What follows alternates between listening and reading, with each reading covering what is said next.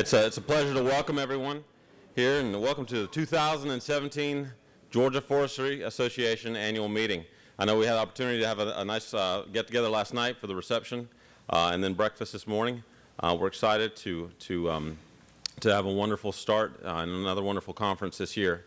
I'd like to start by asking everyone to please rise for the entrance of the colors.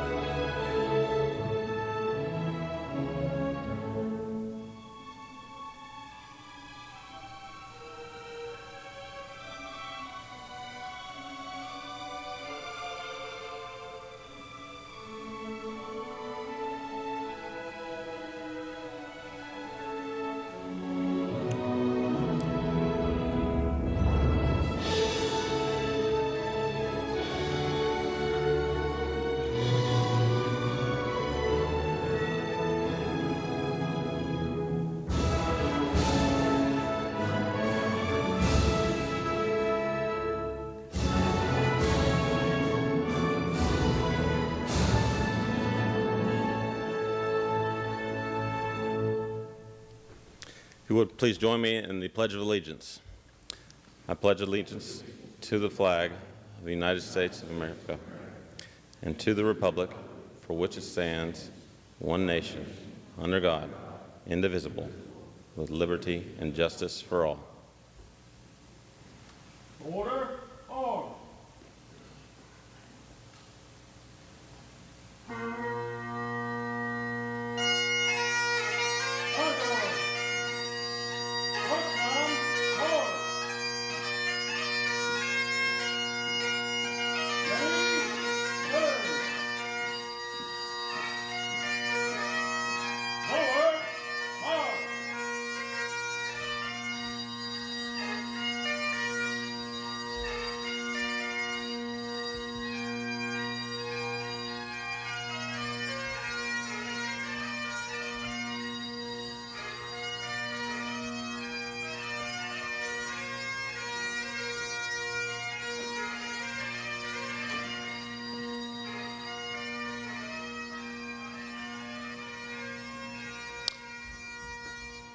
Thank you. You can have your seats now, please. So,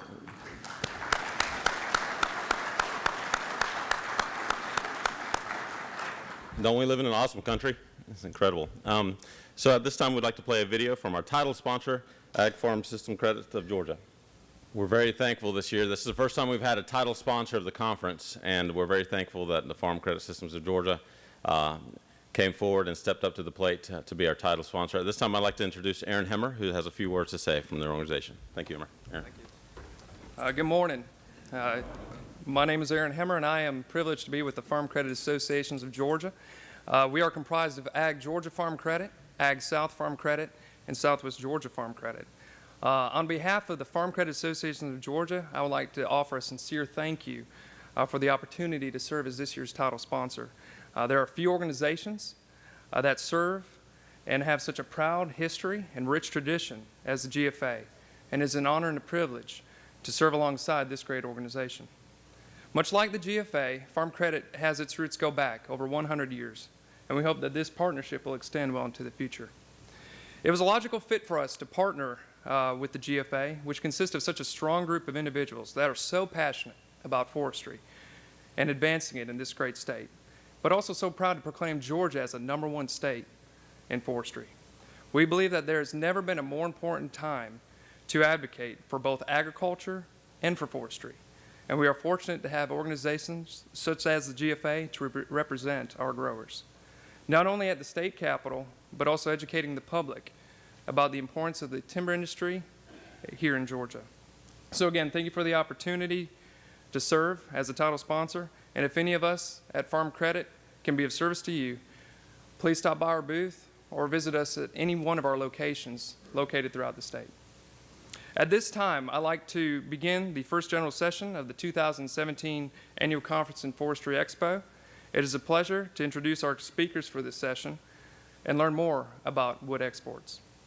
Frank Peoples is president of Peoples Industries Incorporated, a marine terminal and warehouse owner, operator in the U.S. Southeast that specializes in bulk material handling, both import as well as export.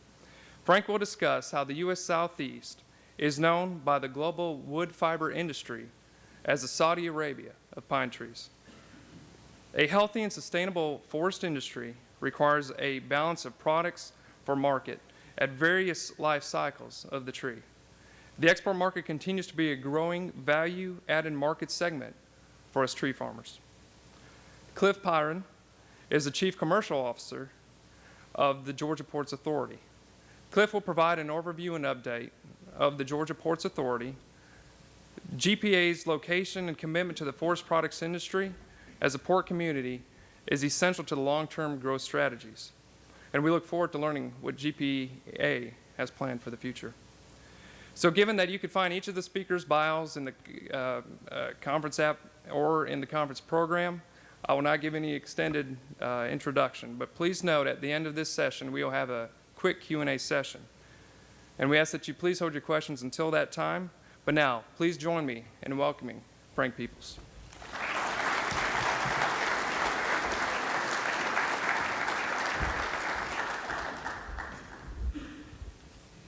Good morning. I told my associate, Regina, bagpipes is the way to go to be introduced. A good way to wake you up in the morning. So I really appreciate the opportunity to be here and speak in front of you today. Make sure I got the right direction. Just a quick overview of our company. We're a 50-year-old vertically integrated asset-based marine terminal logistics company. At least that's what I tell the bankers up in New York. To the rest of the world, our primary asset is a mile of waterfront in East Savannah, where we operate a dry bulk marine terminal that handles approximately 1.5 million tons of both import and export cargo a year. We also work in 2 other markets on the East Coast, providing stevedoring services, ship loading and unloading services, and also have approximately 300,000 square feet of warehouse, more traditional transload warehouse, both in the Savannah market and in Charleston, South Carolina.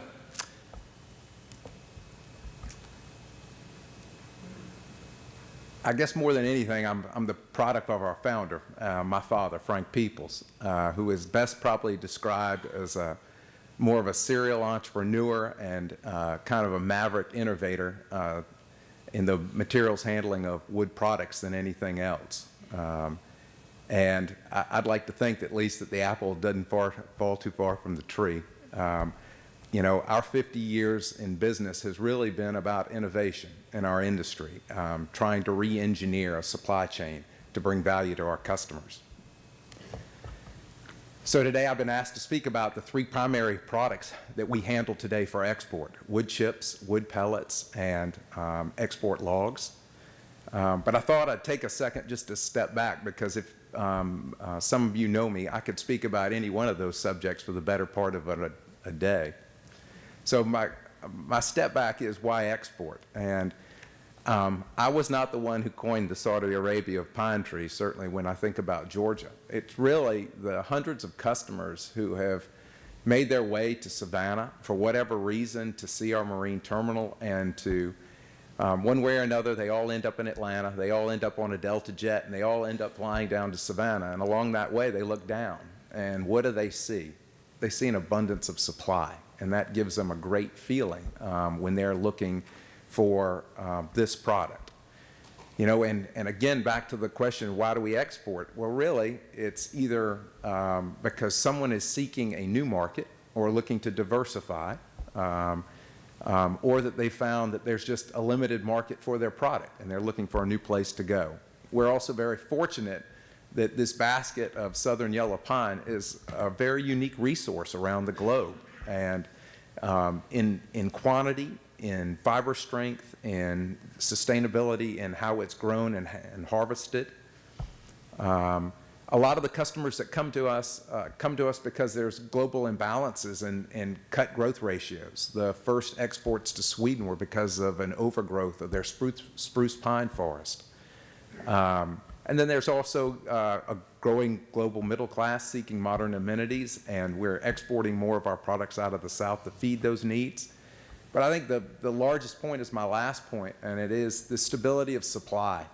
Because where we compete in the Atlantic, most of our competitors, whether it be in South America or West Africa, North Africa, what we offer more than anything else is stability of supply. And when you have a $500 million or $700 million plant operating, you pretty much don't want to source it with the cheapest fiber only, knowing that you are going to have a good long-term staple supply. So I'm going to start with wood chips and a little bit about the general market and where it began. So chip export began in the U.S. in the mid-1960s. It was led by softwood off the Pacific Northwest coast going to Japan. And honestly, the U.S. dominated the export chip market for almost 30 years. That's highlighted really by softwood shipments, and then later by hardwood shipments to Japan from the U.S. South. So as I said, from the 1960s to 2000, U.S. was the largest supplier of softwood chips, and then as recently as 98, hardwood chips to Japan, mainly from the U.S. South. But with all things, change is inevitable, and from a period of a peak of approximately 6 million tons of chips being shipped out of the U.S. South, somewhere around 1998, 1999, to fast forward to 2009, 0 tons. And the question comes up, why? What happened? Did the market go away? No, in fact, it grew. It grew phenomenally. But where it grew was, when you look at a product, and most of the export products that we handle, 50% of the cost of that delivered product or more is transportation. So you don't have to be a rocket scientist, put your finger on Savannah, Georgia, or the U.S. South and the markets in Asia and see you just can't get any further away. And as ocean transportation became a much larger component of the final price of those products, buyers seek closer markets and started growing plantations further south, New Zealand, Chile, Australia, Papua New Guinea, Vietnam, all over Asia. So this is a quick snapshot of the marine terminals handling wood chips and wood pellets. The wood chip terminals are in green. The new entrant is a reopening of the Theodore terminal down in Mobile, Alabama, by a Turkish company. But I would put this to you as well. With the growth of the pellet market, which I'm about to talk about, I would tell you that the biggest barrier to entry for exporting wood chips was finding a terminal and having the equipment, capital resources to be able to load a wood chip carrier. But today, because of the growth of the wood pellet industry, I would tell you that there are a lot more options for wood chip exporters that could potentially use wood pellet terminals, because it's very similar equipment. So this is a snapshot of the export wood chip market today. And the point I would love for you to take away from this, particularly when you look at the Eastern North America piece down at the bottom, is the market. And all you see is one market, Turkey. And I'll talk about that in a second. I'll give you a quick historical perspective of our company, East Coast Terminal Company, our terminal, and it really has followed the global demand pull trade. So from the first pine shipments out of the southeast to Sweden, to the run-up of the mixed hardwoods in the mid-90s. But I think what tells the story the best is actually this picture. So when you look up, you see in the top left-hand corner, single product, Southern Yellow Pine. That was when the terminal really opened in the early 1980s. Down in the bottom, then our transition into hardwoods, expansion of the terminal, 4 pads, 4 customers going to Korea, Taiwan, and Japan. And then finally today, a recent picture, the pine chips you see coming back, going to Turkey, the 2 domes where we export wood pellets, and then you see a number of other products surrounding those. So just like others, we've learned about the rise and fall of the export market, and we've diversified to be able to kind of push out some of those peaks and valleys. So Turkey is the only market for Southern Yellow Pine chips. And before I get into that, I'll tell you a little bit about the Turkish market, because it's a phenomenal story. So over the last 15 years, Turkey as a producing country of MDF and particle board has gone from being a relatively small domestic producer to being the 3rd largest producer in the world by production. Most modern machines, modern equipment feeding the growth of Eurasia. They consume roughly 11 million tons of chips a year as a whole manufacturing base. And of that 11 million tons, they import approximately 3 million tons from sources all over the Atlantic: USA, Canada, the Baltic, Ukraine, Brazil, and even Venezuela and West Africa. This kind of just highlights that point of the growth in the period. So literally from 0 to, for the Turkish market, 2015, a little over 2 million tons. That number has grown a little bit more since, and we'll talk about a little bit of that in this slide. So why the only market for Southern Yellow Pine? So really, it's my old friend, the pinewood nematode. It's a worm that lives somewhere between the bark and the face of the fiber of the tree, and it is considered an invasive species. Originally, this product was shipped without any treatment, and then in the mid-'80s, with the first movement into Sweden, then the Swedish government instituted a regime for requiring fumigation in transit. That was developed in the U.S. South. And then over time, that transformed for the EU market to being basically what is the solid wood or pallet wood spec of heat treatment, which is a very expensive process. Fortunately for us, Turkey is not a member of the EU, and from my seat, hopefully won't be anytime soon, but the Turkish market allows for fumigation in transit, using aluminum phosphine effectively to control eradication of the pinewood nematode, and this is the same process that, quite frankly, is used for billions of tons of grain products shipped all over the world.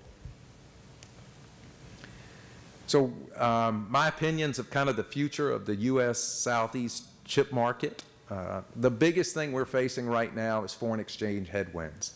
The value of the Turkish lira has dropped by over 50% against the U.S. dollar in the last year and a half. And with that, we have a very strengthening domestic market. There's more competition for fiber, particularly in the coastal markets that are also chasing other export opportunities, be it wood pellets, container board, paper, other products. I list political risks as a headwind because here we are in July, and we are just at the anniversary of the coup attempt in Turkey. And as you all see in whatever news format you look at globally, is just the complete unrest, not only in Turkey, but in the surrounding countries. And of course, those surrounding countries were the growth that spurred this Turkish market. So we believe that until some of that calms down, this market is going to be a tough market for a while.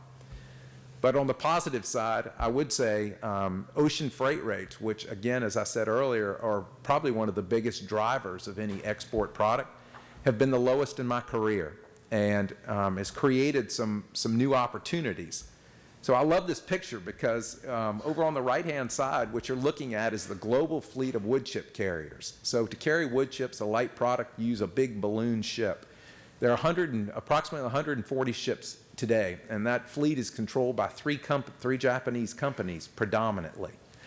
But with ocean freight rates being very low and dry bulk ship owners seeking cargoes, we've transitioned from being able to ship exclusively in wood chip carriers now to being able to look at a market as many as 5,000 dry bulk carriers. So that has created some new opportunities and has been a positive sign for the market. I'm going to shift gears a little bit and talk about the wood pellet export business. You know, in my opinion, I call it the commodity that's yet to become a commodity. Depending on what conference you went to, or if you went to some of these conferences, we saw a you know, call it 7 years ago, just some crazy growth numbers in a market. At one time, there was people were saying that all the coal-fired plants in Europe were going to be converted to burn wood, and we're going to need all the wood on the planet to feed that need, right? Well, reality is set in, and where we stand today is we have a growing industry. I mean, by any standards, for the last 5 years, the wood pellet industry has grown 12% year on year, and for many people, that's a great business. But we do have a dominant buyer in the UK. There is a U.S. dominant supplier. There are other markets. There is standardization in the specification for the product. So from the industrial side, kind of the standard spec becomes this I2 spec that we hear about. On the home heating side, the EN+. But from a port terminal owner's perspective, you see very little commingling of product. And in deference to my friends in the pellet industry, I've never met a pellet manufacturer who did not think that his pellets were the finest pellets in the world. And until we get to a place where you can commingle these pellets and trade them like other energy products, such as coal, where they can change buyers on the sea based on the specification, I think that there's going to be some challenges for the industry. That and the fact that, again, that this is a very young industry, and although that there are specifications, we are still working through how to adequately test the product to those specifications. So the big picture, 30 million tons of production globally for wood pellets. But I love this just because, again, you see the growth from 2000 to today of a new industry. This is a look back of exports from North America. So again, like I said, the blue dominant player, UK. So right now, and with all that's going on with Brexit and all these issues between the UK leaving the EU, there's a lot of anxiety in the marketplace. But again, the positive side is there is a new market coming, and where you see some of those thin bands in Asia, you're going to start seeing them grow considerably. So this graph is looking the other way. So this is the demand pull. So I said a 30-ton market. It's roughly split in half between the industrial side and the home heating market. So roughly 15 million tons each of capacity. So, but there's about a 13 million ton demand of industrial wood pellets. So that leaves roughly a 2 million ton overcapacity. So U.S. capacity to fill is a little ahead of the demand currently, which is why you see imports down, but not only for more global trending reasons, which include mainly headwinds from lower oil prices and stagnation in the oil price market. So the differential between the heating oil price and the wood pellet price has come closer together, and in some cases even as close to parity. And then, of course, also warmer winters. So I describe this market as a market that's not for the faint of heart. And I think the manufacturers in this audience would agree with that. The first point, the spot price of this product has dropped over 40%, over the last year. We have the exchange rate difficulties that I talked about, the global environmental trends. The 2015 heating requirements in the EU were 20% below average, and that's across the board. And then, of course, this oil price collapse. We also had in our industry a very unfortunate bankruptcy of a very large supplier player, which causes nervousness in the banking sector for those seeking new capital to build new projects. And as I mentioned, we're still having some regulatory issues over how to document the sustainability, how to prove that the trees are coming from a sustainable forest versus original cut or old growth forest. And then, of course, the supply issue that I told you about. But for me, for those of you that know me, my glass always runneth over full. So I say hope springs eternal, and I know for a fact that there are new demand side projects that I think are going to continue to grow this market, particularly in new projects in the UK, some in Belgium, and some very big projects in the Netherlands. You're seeing a change in the market to get away from the big, huge power plants, even though there still are some conversions, but now more of a focus, funny enough, on the smaller industrial heat market and district heating plants. You have a new look by the folks in the biorefinery and biochemical industry looking at wood fiber versus non-food biomass as a substitute. And then, as I mentioned previously, the Asian market rising. So the biggest thing, the last quarter, 2016, Japan and Korea imported 630,000 metric tons of pellets. That's a 40% increase year on year from last year. And that will continue because of new government requirements favoring carbon emissions, new feed-in tariffs, new subsidies, and really an absolute demand by the governments to energy companies to include renewable energy in their portfolio standards, and biomass is a piece of that, right? It's not the total wind, solar, all of these components, but biomass is certainly a piece of that. So finally, I want to talk about log exports to China and a new market for us, quite frankly. These shipments southern yellow pine logs began moving out of the U.S. Southeast in containers to the Far East in quantity really in 2010. And the reason why, again, New Zealand being the price setter in the marketplace and the dominant player today, the price went up, right? And buyers started seeking alternative fibers. And so they came to the U.S. South. But like all things, it's a new product, and it took time to get market acceptance, right? A new product, new use. As much as we want to sell it as a premium product, they needed time to play with it, use it, make sure it met what their needs were, but then more importantly, price.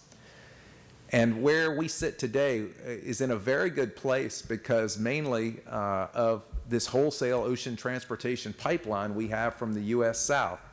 So because of the wonderful growth of ports like the Georgia Ports Authority in Savannah and other ports in the U.S. South, we have all these goods coming in from Asia into the U.S. South directly, which creates availability of containers to go back to the Far East at a wholesale price, and it's a sustainable market, and it actually helps balance the market. So that has been a real driver of this industry and its growth. My last point is really the perceived low barriers to entry. So as a person who wants to get into this business, quite frankly, they're using similar logging equipment to load a container. Now, there's more to it, of course, but at the end of the day, it's not building a marine terminal complex like what we would have in Savannah to be able to handle this product. You're leveraging the strength of the existing ports authorities. This is my favorite map about the softwood round log trade. I thank Tom Leeds with Pacific Lumber and Shipping, our phenomenal customer, for helping put this together with me and Bob Flynn with Reese. But it talks about then versus now. So the big player back in 2007 up in the upper right-hand corner, Russia, 30 million tons. So this is 30 million cubic meters. This is a total market of 50 million cubic meters. And today, it is absolutely dominated by product coming out of New Zealand and Australia, with the Canada and the U.S. close behind. Just to give you kind of a feel, so in the U.S. South, of that 10 million cubic meters that's going to the Asia market, about 700,000 cubic meters in these numbers was coming out of the U.S. South. But just to tell you about the growth over the last year, probably by the end of this year, that number will be closer to 1 million cubic meters. So like I said, 50 million cubic meters, big number. So to China alone, 30. So you see what a large share of the market they are importing these wood products. So I'm going to talk a little bit about our log export operation. We do it underneath the name Georgia Marine Warehouse Company in Savannah. And what I've put together for you is kind of a long-winded version of when the truck pulls up into the terminal until we drop off the container over at GPA Garden City in Savannah. And what the point really to take away is that this business is a symphony of coordination between suppliers, terminals, trucking companies, shipping lines, and the buyers. And when you think about moving the kind of tonnage that we're talking about, you're talking about thousands of containers a year. And to be able to do that efficiently, that there is a very high level of coordination between all of these various stakeholders. So I picked out just a couple of what I think are the most important points in the process of handling logs for export. First being scaling, which is the absolutely most critical component, because as much as I would love to tell you, my ultimate wish would be that we could sell this product by the ton in a container. But unfortunately, that's not how it's purchased. It's literally purchased by the stick, by the cubic meter, so every log has its own identity and must be scaled. You have two choices, you have no choices relative to exporting, in that every log must be sampled for pine wood nematode. So this is that close coordination I was talking about with the USDA, because a USDA inspector physically has to come out and watch you do this and then take those samples and verify those samples free of pine wood nematode prior to shipment. You have two choices into the Chinese market for ultimately providing a product. You can either debark it or fumigate it, just like with wood chips, same type of fumigation. Today, debarking has a small cost advantage in the market, but it's mainly due to the dwell time of handling containers more than anything else. And then, of course, the capital investment of installing and operating a debarker. Final picture is maximization of payload. And I can tell you that this is, to me, some of the absolute secret sauce of the industry is making sure that you load the stated capacity of that container to the nth degree to take the most advantage of the freight rate. So keys to a successful log export program. I would always say it starts with reliable wood supply, but I think that's true for any industry that purchases. I would say knowledgeable sales channels overseas. Our company has been working with Pacific Lumber and Shipping now since 2012, and I can tell you that their 100 years experience of selling product into a different culture, into the Chinese market, knowing the nuances of their culture, but also how to collect money from the country, is a big part of running a successful business. From an operator standpoint, it's our ability to control the variable costs, because these markets peak and valley, right? So we saw in a very short span of time, the delivered price of this product go from $165 a cubic meter to less than 90. A lot of folks in the export business that were new to the export business in this market region went out of business, couldn't handle that kind of a drop. So it's very important that you have some ability to control your variable costs. And then also an important point is this ability to have empty containers on hand when you need them. So working with multiple shipping lines so that you're sure that you always have cans available. And finally, clear and concise coordination with the USDA and scaling and accounting for the logs. So in conclusion, really from a exporter's point of view, for most of my career, the U.S. South, particularly southern yellow pine, has been the lowest cost fiber in the globe on an FOB basis delivered to the port. But I would tell you that that competitive advantage is shrinking now, mainly due to competition in the U.S. for other products.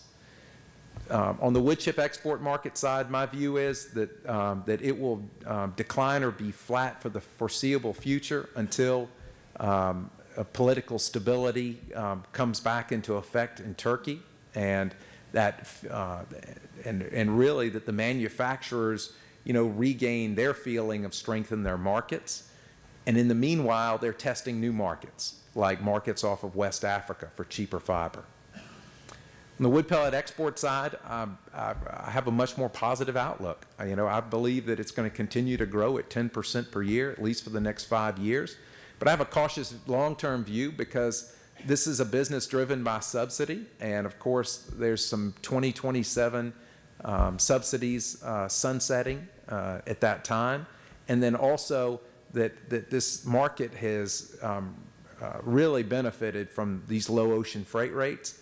And those won't be around forever. There is a glut of these dry bulk carriers like I talked about, but as I've known ship owners in the food chain of the logistics supply chain, these guys are normally Simba. They're the top of the food chain, and for the last, give it 5, 6 years, they've been down here and they don't like it.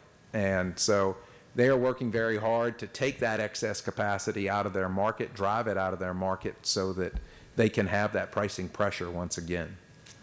And then finally, on the log export market side, it is growing again. It is a good market. We are seeing new buyers coming to Savannah and to our region literally every day. We're seeing new folks wanting to get into the business. There is capacity there for the market, and for us, it's really just working with our customer to watch the inventory levels as they come in from all points globe into China, making sure that we don't get to those peak numbers again, which cause that big fall off. So I think we're smarter about how we look into that market than where we were maybe 3 years ago.